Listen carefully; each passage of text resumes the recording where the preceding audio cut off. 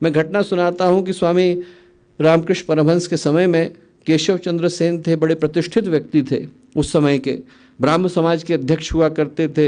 इतने ज़्यादा प्रतिष्ठित थे कि अंग्रेज सरकार ने उस समय में उनको गवर्नर के बराबर की उपाधि दी हुई थी। जब कहते हैं किंग जॉर्ज भारत आए तो अपनी ओर से 2 ही 3 लोगों से मिले, उनमें से एक केशव चंद्र सेन थे। बहुत ही प्रतिष्ठित थे, हर कोई उनको जानता था, सैकड़ों उनके केंद्र थे। स्वामी रामकृष्ण परमहंस से मिलने के लिए गए।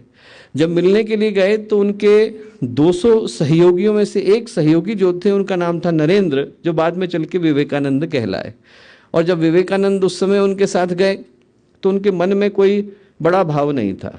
जीवन बड़े कष्ट से गुजर रहा था, पिता का देहावसान हो गया था, माँ बीमार चल रही थी, बहन ने आत्महत्या कर ली थी, भाई घर छोड़ के चला गया था। विवेकानंद बड़े कष्ट में थे, बहुत जगह मांगने के बाद भी एक जॉब उनको नसीब नहीं हो पाई थी। इतने कष्ट के मध्य में विवेकानंद ये सोच करके गए कि इतने बड़े व्यक्ति हमारे गुरु से मिलने के लिए जा रहे हैं, क्या पता सिफारिश कर दें तो मेरी जॉब लग जाए। इस भाव के साथ गए। और जब गए तो स्वामी रामकृष्ण परमहंस ने केशव चंद्र सेन को ऊपर बिठाया, कुर्सी के ऊपर, और ज़मीन पर जाकर विवेकानंद के साथ बैठ गए। लोगों को लगा कि शायद पहचान नहीं पाए, तो लोगों ने इशारा किया कि साहब अध्यक्ष तो वहाँ बैठे हैं।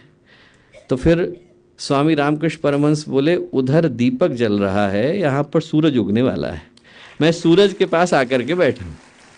केशव चंद्र सेन को भरोसा नहीं हुआ। केशव चंद्र सेन ने पूछा कि ऐसा क्यों कह रहे हैं? तो स्वामी रामकृष्ण परमहंस बोले कि केशव एक बात बता, जो तू कर रहा है वो करने के लिए तुझे भगवान का आदेश मिला है? बोले नहीं मिला। फिर कैसे चलेगा? उन्होंने पूछा। बोले चलता वही है जिसके सिर पर भगवान का हाथ होता है। बोले ये वाला चलेगा, और चलेगा नहीं दौड़ेगा। और जिस समय में उनने विवेकानंद की ओर इशारा किया, उस समय विवेकानंद को उस कक्ष में बैठे लोग नहीं जानते थे, और केशव चंद्र सेन को पूरा भारत जानता था। आज कहानी उल्टी है। आज केशव चंद्र सेन का नाम बताने के लिए मेहनत करनी पड़ती है, और विवेकानंद को पूरी दुनिया जानती है। चलता वही है जिसके ऊपर भगवान का हाथ होता है। और वो जो घटना उस दिन घटी, वो सही पूछें तो गुरुदेव की यात्रा का भी प्रतीक और प्रमाण है। गुरुदेव ने जब सन 38 में अखंड ज्योति को प्रकाशित करना शुरू किया तो उस समय लोगों ने कहा कि साहब चलेगी नहीं। कैसे चलेगी? बोले आप जो है सेकेंड वर्ल्ड वॉर चल रही है, पेपर मिलता नहीं है, आप घर में हाथ से पेपर बनाते हो, उस हाथ के पेपर के ऊपर 250 अखंड ज्योतियों को लिखते हो, लोगों के घर में बांट के आते हो, कैसे चलेगी? पैसा आप लेते नहीं हो, विज्ञापन आप छापते नहीं हो, कैसे चलेगी? तो गुरुदेव ने उनमें से किसी को उत्तर नहीं दिया। अखंड ज्योति के अंदर लिखा, और क्या लिखा?